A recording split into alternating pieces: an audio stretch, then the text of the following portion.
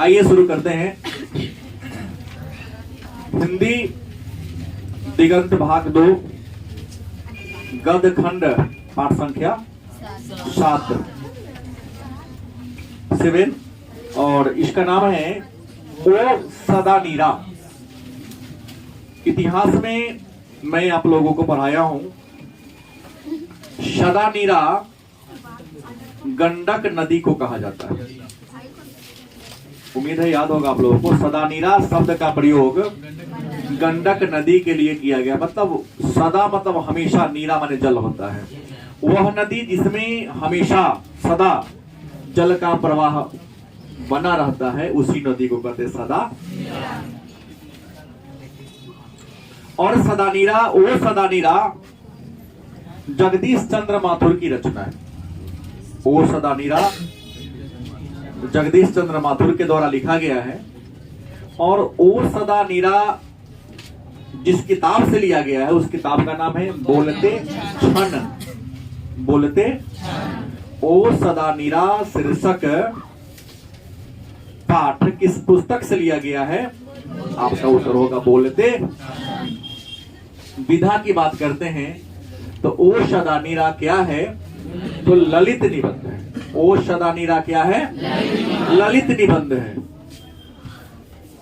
ओ सदा नीरा शीर्षक गंडक नदी को आधार मानकर लिखा गया है। ओ सदा नीरा किस नदी को आधार मानकर लिखा गया है? तो गंडक नदी को आधार मानकर इस साहित्य की या इस पुस्तक पाठ की रचना की गई है। और गंडक नदी जो है वह चंपारण में प्रवाहित होती है।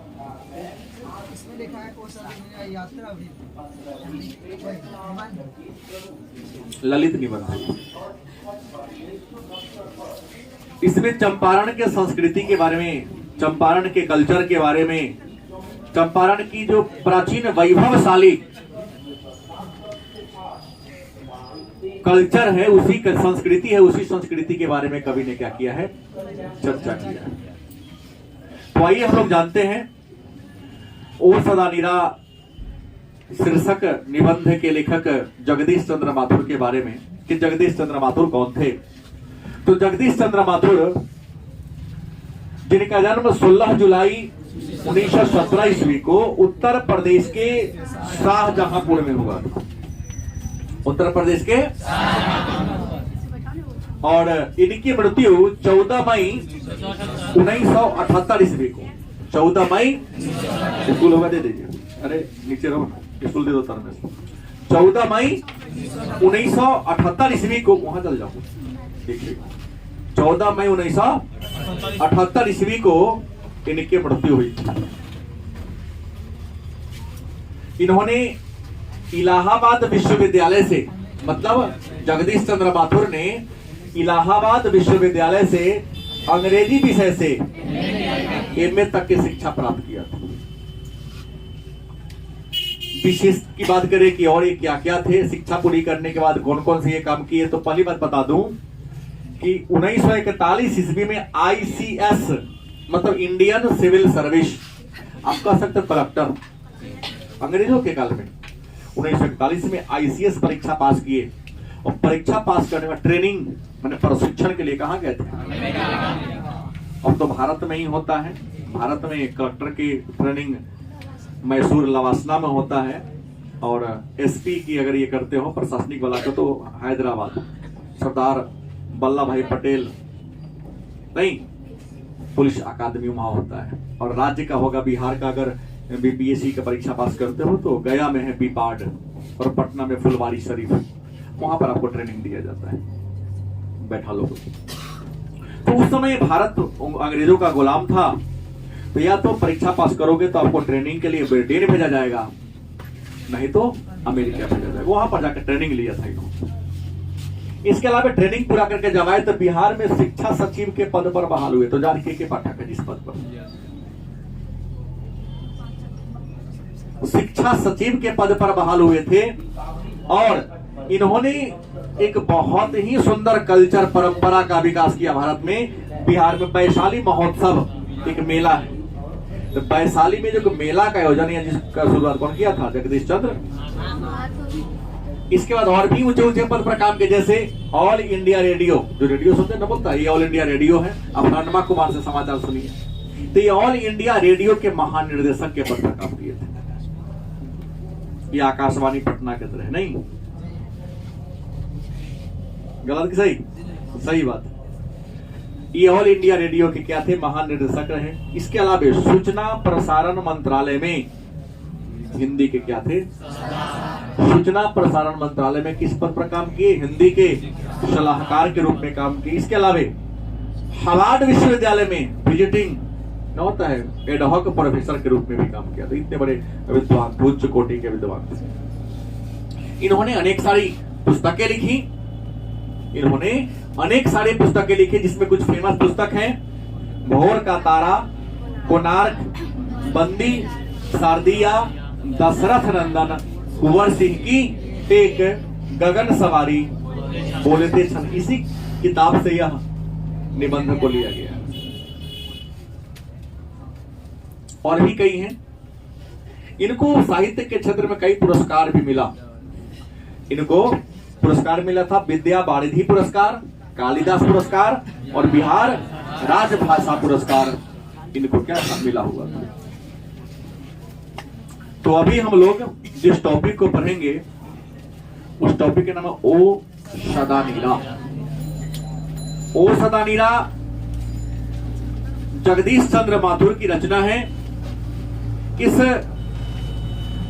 रचना में जगदीश चंद्र माथुर ने बिहार के उत्तर पश्चिम सीमा पर एक जिला है चंपारण, नहीं, जिसके बीचों बीच एक नदी प्रवाहित होती है। मुख्य नदी है, नाम है गंडक। गंडक को उत्तर प्रदेश में नारायणी कहते हैं। क्या कहते हैं? तो उसी गंडक नदी के किनारे हमारे बिहार में प्राचीन काल में एक संस्कृति का विकास हुआ था। उसी संस्कृति के बारे में जगदीश चंद्र माथुर ने क्या किया है? लिखा।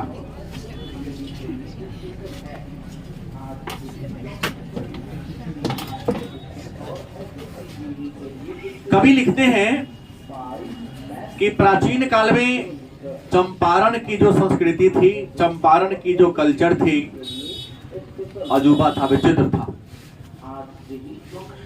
संस्कृति से ही चंपारण की क्या होती थी? पहचान होती थी।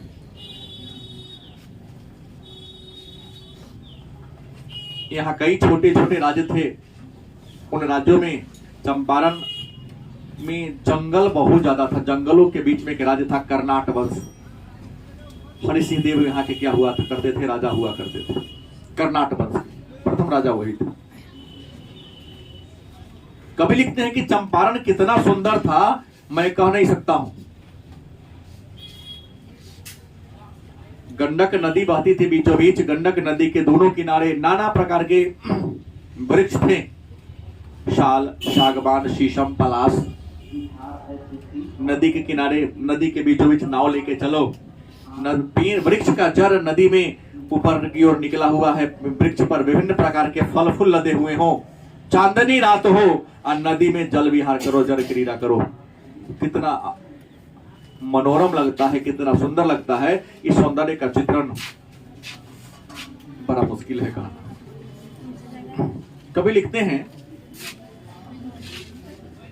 लेकिन अपनी परंपरा के लिए, अपने संस्कृति के लिए प्रसिद्ध। टाइम कितना हो रहा है? अगला दिन तुम्हारी समस्या, हमारी समस्या थोड़ी ना। जाके रिक्वेस्ट करो। एक तो लेट है, तुमको बोले थे 5 बजे आओ। ये लोग जानबूझ के लेट आता है। हमने कहा कि ऑलरेडी वहां 6 है, 7 कैसे बैठेगी? पीछे जाओ।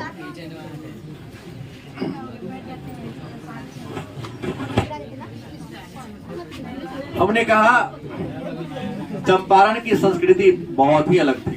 कभी कहते हैं यहाँ शिक्षित लोग कम थे। क्या थे? पढ़े लिखे लोग, लेकिन परंपराओं पर विशेष ध्यान दिया जाता था।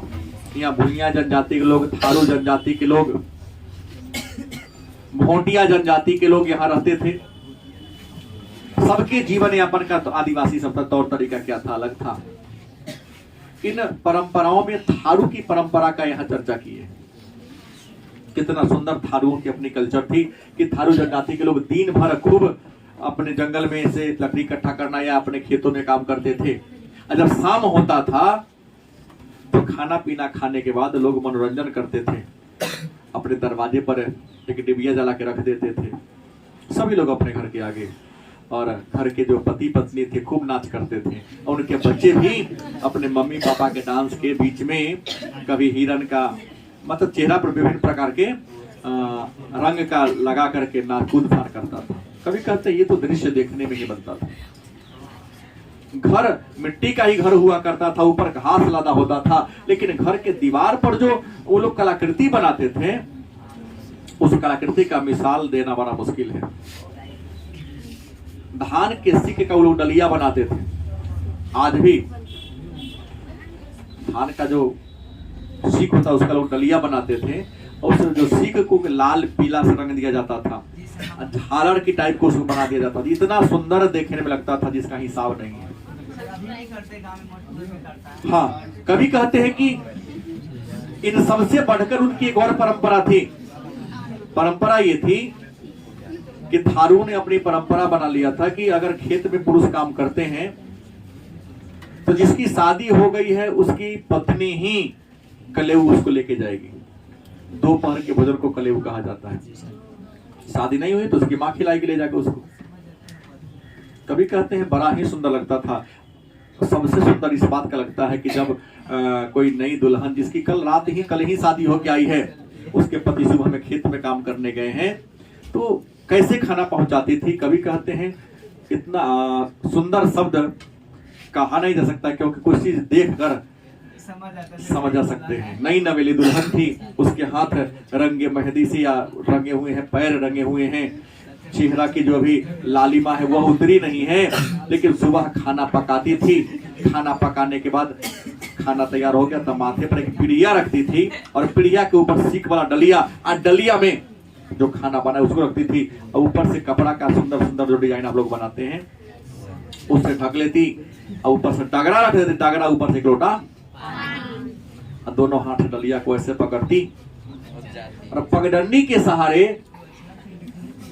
खाना लेकर अपने पति को खिलाने जाती। कभी कहते हैं कि वहां उसको अपने लाज को भी बचाना है, क्योंकि माथे पर से उसका पल्लू गिर गया तो बड़े लोग देख लेंगे तो उसकी मर्यादा को ठेस लगेगी, तो अपने साड़ी को माथा पर रखती, पीढ़िया से दबाती, और कपड़ा गिरे नहीं तो दांत से साड़ी के दोनों पल्लों को पकड़ लेती ताकि उसका शरीर कोई देख खाना पहुंचाती। कभी कहते इतना सुंदर लगता कि मानो दुनिया की सारा सौंदर्य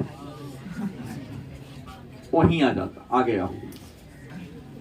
लेकिन कभी कोई इस बात का बड़ा दुख है कि आज वह संस्कृति, आज वह कल्चर क्या हो चुका है, नष्ट हो चुका है। नष्ट इसलिए हो चुका है कि वो सुंदर सा राज्य था। राजा हरिसिंह देव वहां राज्य करते थे, जंगलों के बीच में उनका राज्य हुआ करता था। दिल्ली के एक राजा हुआ करते थे जिनका नाम था गयासुद्दीन तुगलक। उनको किसी ने कहा दिया कि महाराज चंपारण में जंगलों के बीच हरि सिंह का राज्य है, कर्नाटक वंश के राजा हैं, आप उनके राज्य पर आक्रमण कीजिए, समृद्धि इतना मिलेगा जिसका हिसाब नहीं है।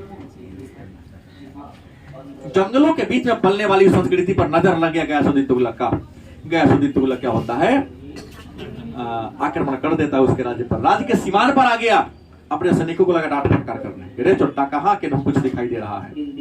जो भेदिया था उसने बता दिया महाराज ये जंगल ही तो इसका दुर्ग है, इसके राज्य की बाउंड्री है, दिखेगा नहीं, घन इतना जंगल दिखेगा नहीं, आपको रास्ता बनाना पड़ेगा उसमें जाने के लिए। आज तक वो किसी से हारा उड़ा नहीं है, किसी ने उस पर आक्रमण नहीं किया कि उसके राज्य में घुसने के लिए रास्ते नहीं है कि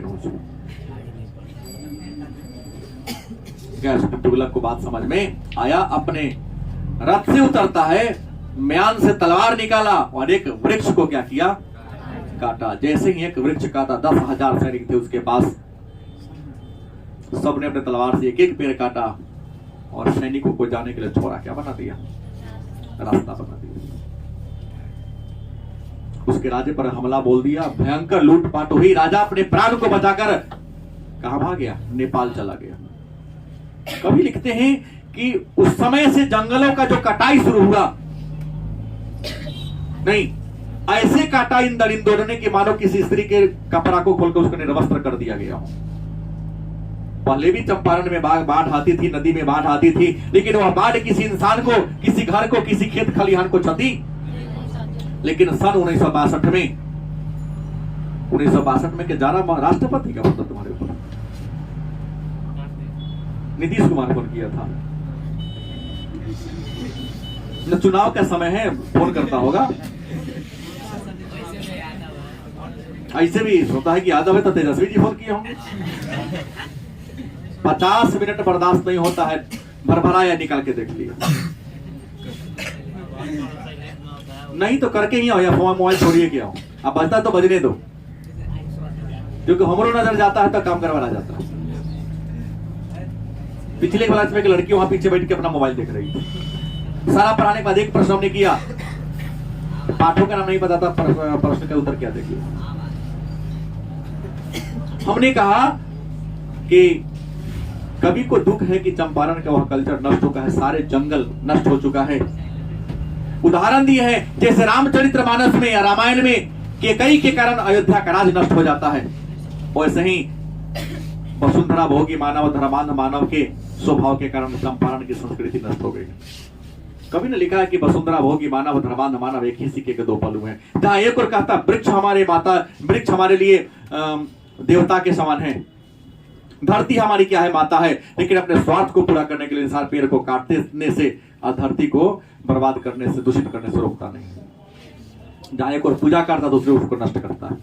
इसलिए कवि ने कहा कि धर्मांध मानव, वसुंधरा भोगी मानव और धर्मांध मानव एक ही सिक्के के दो पहलू हैं। और एक तरफ भगवान मान के पूजा करते हो और दूसरी उनको क्षति पहुंचाने से बचते नहीं हो। यही तो हमारे भारत की विविधता है। एक और स्त्री को देवी मानकर, दुर्गा, काली, सरस्वती मानकर पूजा करते हैं और दूसरी उसके सम्मान को, अस्मिता को लूटने से भी बचते नहीं हो। ये कैसी विडंबना है भाई? गलत की सही? तो जब तक ऐसा होता रहेगा तुम्हारे जीवन में कभी किसी प्रकार का सुधार नहीं होने वाली। कवि ने लिखा इसलिए धर्मांध मानव और वसुंधरा भोगी मानव एक ही सिक्के के क्या है, दो पहलू। कभी इसे आगे बढ़कर चर्चा करते हैं कि 1962 में चंपारण में जो बाढ़ आया था, उस जंगल के कट न जाने से बाढ़ ने यह विनाश लीला किया कि मानो पूरी सभ्यता को, पूरी परंपरा को क्या कर दिया, नष्ट कर दिया, उस जमीन को वीरान बना दिया। फिर कभी आगे लिखते हैं कि चंपारण के क्षेत्र में अंग्रेजों का पदार्पण होता है, अंग्रेजों का आगमन होता है। अंग्रेजों का आगमन होता है तो अंग्रेजों के आगमन के साथ ही चंपारण के लोगों की स्थिति में और ज्यादा गिरावट आना शुरू होता है, क्योंकि उत्तर भारत के लोग, बिहार के लोग, चंपारण के लोगों में शिक्षा का क्या था, अभाव था। और बिहार के दो हिस्से हैं, गंगा नदी से उधर दक्षिण बिहार और गंगा नदी के इस साइड उत्तर बिहार। उत्तर बिहार में शिक्षा का, दक्षिण बिहार में क्या है, ज्यादा है। और अंग्रेज गंगा नदी पर पुल नहीं बनाया, क्योंकि दक्षिण बिहार के जो किसान थे, जो आदिवासी थे, विद्रोही थे, उनको लगा कि पुल बना देंगे, सवाल आएगा उत्तर बिहार में, ऐसा को सिखा पड़ा कि सबको विद्रोही बना देगा। पढ़ा लिखा कम है, सीधा साधा है, जेना मन होगा तेना घुमाएंगे के लिए। बात समझ के ऐसा कहना करते, क्या कर दिया, शुरू कर दिया। कवि लिखते हैं कि अंग्रेजों का जब आगमन हुआ तो 18वीं सदी में अंग्रेजों ने यहाँ एक 3 कठिया प्रणाली को लागू कर दिया। जिसके पास 20 कट्ठा जमीन था, उसके 3 कट्ठा खेत पर नील की खेती करनी थी। गलत की सही? 3 कठिया व्यवस्था कर दिया, नील की खेती करा दिया। जबकि नील की खेती करना किसानों के लिए बहुत ज्यादा नुकसानदेह था। भूमि की उर्वरा शक्ति कम होती थी, उसको उचित मूल्य भी नहीं मिलता था, और खुले बाजार में अपना नील बेचने का उसको अधिकार भी नहीं था। किसान इससे मुक्ति पाना चाहते थे, लेकिन वहां के जमींदार और अंग्रेज आपस में क्या हो चुके थे, तालमेल बैठा लिए थे। तालमेल बैठाने के कारण वहां की आम जनता की स्थिति में सुधार होने वाला नहीं था। यहाँ के किसान अगर खेती करने से बचते तो ये लोग दक्षिण भारत से, बंगाल से, राजस्थान से भाड़ा पर के मजदूर लाए थे। भाड़े के मजदूर के लिए धांगर शब्द का प्रयोग किया, धांगर को लाया था। जनजाति है, ओराव भाषा में इसका मतलब भाड़े का मजदूर, भाड़ा पर मजदूर लाके काम कराता था, लोकल को कामों नहीं देता था। इसे स्थिति बड़ी भयानक हो गई थी। एक तो तीन कठिया व्यवस्था और दूसरे चंपारण के क्षेत्र में एक जमींदार थे जिनका नाम था एमन साहब। क्या नाम होता है? एमन साहब। इतने क्रूर थे कि उनकी क्रूरता का बखान मैं मुंह से नहीं कर सकता हूं। अगर उनकी बग्घी जा रही है, टमटम जा रही है, अगर सामने कोई नवजात शिशु गुरुकते हुए, छोटा बच्चा गुरुकते आ गया तो उसको चापते चल जाता था। ये नहीं कि बग्घी को रोक उस बच्चा को फंसा। एक आध दो दिन उसके बग्घी के नीचे एक आध को आ जाए, एक आध घर को जला ना दे, एक आध को हत्या ना कर दे, खाना पीना खाता होता। और उससे भी क्रूरता कि जिसके घर का बच्चा उसके बग्घी के नीचे आया उस घर वाले को जुर्माना करता था। और बच्चा रोड पर क्यों आया? तो लोग रोड पर निकलने से पहले किनारे खड़ा होकर उसके बग्घी में झुनझुने का आवाज सुनता था कि आ तो नहीं रहा है, आएगा तो घरे में मत रहेगा। कितना इमरजेंसी हो, क्या करेगा? क्योंकि तो पीछे देगा, मार देगा, ऊपर जुर्माना भी करेगा। किसी की हत्या कर देना, किसी के घर को जला देना एमन साहब के एक मच्छर मारने के बराबर था। और उसके विरुद्ध कोई कानून नहीं था, क्योंकि अंग्रेजों का राज था कि अंग्रेज के चाटुकार लोग थे, वहां के बहुत बड़े जमींदार भी थे। यही इसी समय एक चंपारण में किसान का प्रादुर्भाव होता है जिसका नाम होता है राजकुमार शुक्ल। राजकुमार शुक्ल ने बहुत कोशिश किया लेकिन सफलता नहीं मिल पा रही थी। अंत में राजकुमार शुक्ल को जानकारी मिली महात्मा गांधी के बारे में। तो राजकुमार शुक्ल महात्मा गांधी से कहे कि पत्र लिखने से कुछ नहीं होगा, फेस टू फेस मिलना होगा। समस्याएं पत्र से नहीं मिलने से समाधान होती है। गांधी किसे मिलते हैं? राजकुमार शुक्ल। उनसे रिक्वेस्ट करते हैं कि महाराज हमारे राज्य में अपना चरण रखिए, क्योंकि आपका चरण पड़ते ही हमारा जो चंपारण का संस्कृति भूभाग है वह क्या हो जाएगा? पवित्र हो जाएगा। हम लोग क्या हो जाएंगे? मुक्त हो जाएंगे। गांधी ने राजकुमार शुक्ल के रिक्वेस्ट को क्या किया? एक्सेप्ट कर लिया, स्वीकार कर लिया। और उनके एक्सेप्ट को स्वीकार करके ही 10 अप्रैल 1917 ईस्वी को चंपारण में प्रवेश करते हैं। कहा जाता है गांधी के जब चंपारण में प्रवेश होता है तो गांधी पर रोकने का प्रयास किया। वहां के जिला समाहर्ता के द्वारा गांधी को रोकने की कोशिश की जाती है,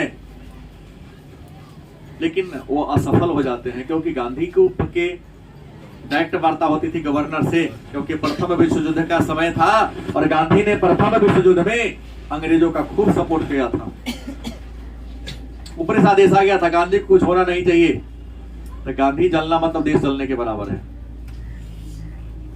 गांधी आए, एमन साहब ने पहले ही धमका दिया ये गांधी के अपना घर में जगह देगा, बिहार को घर न रहेगा।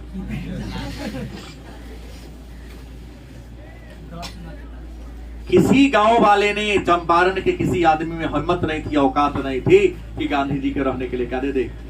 घर दे दे। ये तूती बोलती थी अंग्रेजों की और एमन साहब की, वहां के जमींदारों की। एगो मोहन जी थे, आगे नाथ न पीछे पगहा, मारिए देगा तो कौन मेरे पीछे रोने वाला है। मठ के मोहन जी गांधी जी को बुलाए, कहा कि आप इसी महुआ के प्रेगनेंट झोपड़ी कोई रहता होता, वीरान पड़ा हुआ, उसी में रहिए। मोहन जी मराई को क्या करा दिए थे? साफ सुथरा करा दिए थे, आइए इसमें रहिए।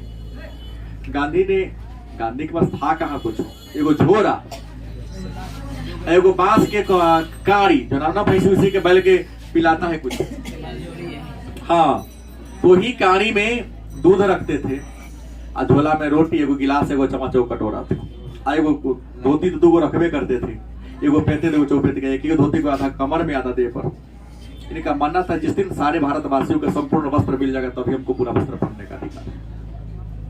ये नहीं कि मेरे पास बहुत है तो हम 10 को पहने और अन्य लोग नंगा ही घूमे। जिस दिन पूरे भारतीयों के शरीर पर पूरा पूरा वस्त्र हो जाएगा, कब लिए तो मैं नहीं कहूंगा, लेकिन ये बता रहा हूं 1920 के आंदोलन के दौरान उन्होंने कहा था। और सबको करने के लिए ही उन्होंने चरखा बांटा था, कपड़ा बुनने की बात किया था। तो मैंने कहा कि गांधी जी गए, गांधी जी को रोकने की कोशिश किया, लेकिन गांधी रुके नहीं। इनको महुआ के पेड़ के नीचे मिला झोपड़ी, एमन साहब को जानकारी मिल गई, गांधी टहलने गए, उससे पहले घुसे, घरवास करने से पहले घर जल के बराबर। गांधी कहे हमको कोई दुख नहीं हुआ, घर जला दिया। तो क्यों नहीं दुख हुआ?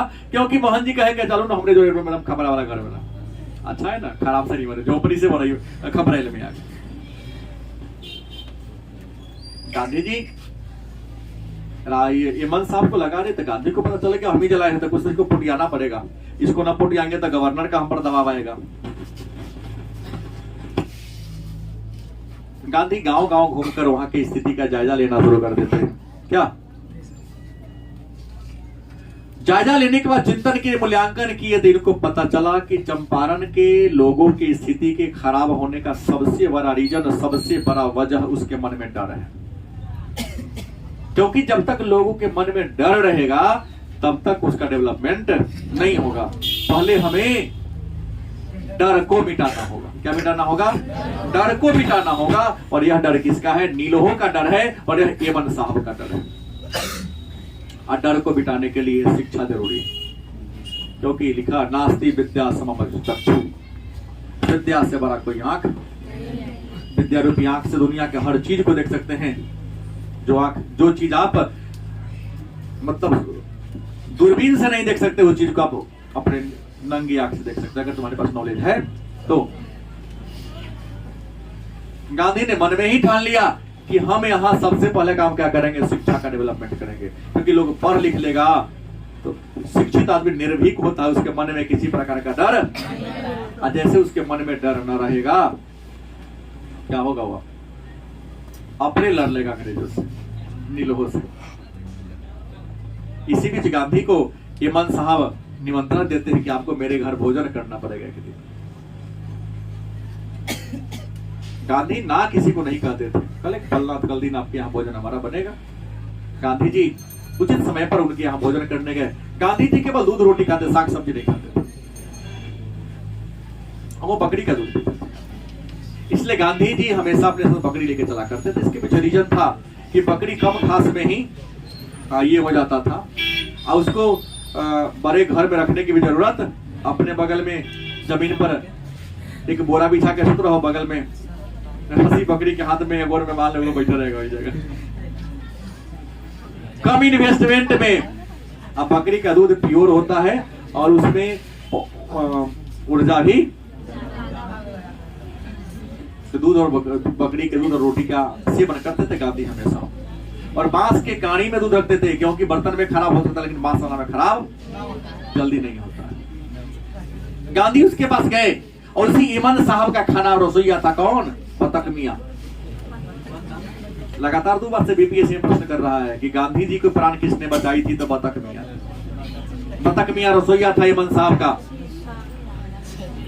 यमन साहब ने बतख मियां को कहा कि तुमको दूध में जहर मिला के गांधी को, क्योंकि गांधी मरा फिर हमने के तानाशाही शुरू हो जाएगी। बतख मियां लेकिन बड़ा ईमानदार था, देखा कि अगर हम इसको जहर न पे वो अकेला ही मार देगा, बाकी गांधी जिंदा रहेगा तब पूरे चंपारण के लोगों की स्थिति में क्या होगा। बतख मियां ने खाना बनाया, लेकिन गांधी कह दिया कि मैं तो दूध रोटी के अलावा कुछ खाता होता नहीं हूं। राजेंद्र बाबू उनके समय साथ थे। बतख मियां खाना बना के लाया, पहले राजेंद्र प्रसाद को कहा था कि गांधी जी को खाने से पहले थोड़ा जांच पड़ताल करके खाएंगे, आप समझा दीजिएगा, सावधानी से खाएंगे। राजेंद्र बाबू समझे कुछ न कुछ घटना घटने वाली है, लेकिन जब दूध देने गांधी को गया रोटी खाने के बाद, तो कह दिया दूध में जहर है, हम मजबूर हैं। गांधी जी बोले कि तो मुलाजिम है, नौकर है, इसका मालिक जो कहेगा करेगा। गांधी ने दूध नहीं पिया, इससे गांधी के प्राण क्या हो गई? बच गई। इस बात की जानकारी यमन साहब को मिल जाती है कि इसने दूध दिया, लेकिन कह दिया उसकी आंख के सामने, उसके घर में उसके पूरे बाल बच्चों को जला दिया था यमन साहब, उसके घर को भी जलवा दिया। बतख मियां अपने परिवार की आहुति दे दिया, लेकिन गांधी जी के प्राण को क्या कर लिया? बतख मियां ने बचाया। उनकी कहानी सुन लो। हमारा देश 1947 में आजाद हुआ। राजेंद्र बाबू 1950 में भारत के राष्ट्रपति बने, चंपारण का दौरा किए थे। करीब 1000-2000 लोग उनको देखने आया था चंपारण के लोग, तो क्योंकि आवागमन के साधन कम थे। आज के नेता लोग तो पैसा देके कार्यकर्ता ले जाते हैं भीड़ जमाने के लिए। उस भीड़ में सबसे पीछे बूढ़ा हो गया था, बतख मियां खड़ा था देखने के लिए। अरे अब तो राष्ट्रपति बन गए। एक समय था मैं अपने हाथ से इनको खाना बना के खिलाया था।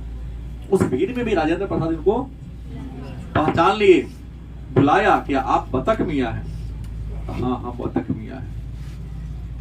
अपने बगल में बैठाया, वहां के जिला प्रशासन को आदेश दिया कि जमीन की जितनी फैसिलिटी सुविधा होने जिसको मिलना चाहिए, 17 बीघा जमीन दी राजेंद्र बाबू के नाम से एक्वायर किया और बहुत सुंदर बिल्डिंग बना दिया। कहा कि ये थे तब राष्ट्रपिता तुम्हारे जिंदा थे। अपने परिवार की आहुति देकर भी इन्होंने ऐसे राष्ट्रभक्त और गांधी भक्त लोग थे। पूरे राजकीय सम्मान उनको दिया गया। उनके नाम पर एक आध कुछ संस्था भी खोला हुआ है, चंपारण में जाएंगे तो आप, बतक मियाँ के नाम पर। तो मैं कहूं कि बतक मियाँ ने प्राण बचाई, गांधी को इस बात की जानकारी हो गई, हेमंत साहब को जानकारी हो गई। गांधी ने किसी से कोई शिकवा शिकायत नहीं किया, सीधे कहा कि यहाँ के लोगों को शिक्षित करना है, क्योंकि शिक्षित हो जाएगा इसके मन से डर स्वतः क्या हो जाएगा, हट जाएगा, दूर हो जाएगा।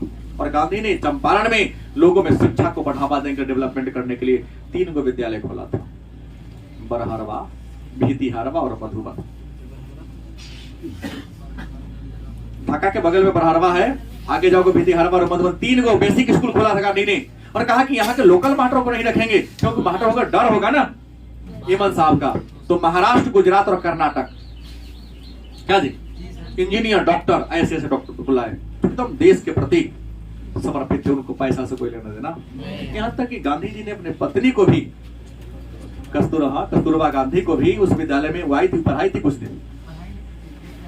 देख रहे तो हुआ ना, पढ़ाना ही ना हुआ, ये नहीं पढ़ाता है कहेगा ही। कस्तूरबा गांधी भी यहाँ पर आई थी। शिक्षा के विकास के कारण लोगों के मन में जो डर था हेमंत साहब का अंग्रेजों का, वो डर क्या हो जाता है, खत्म हो जाता है। कभी कहते हैं, एक दिन की कहानी है कि हेमंत साहब का बगी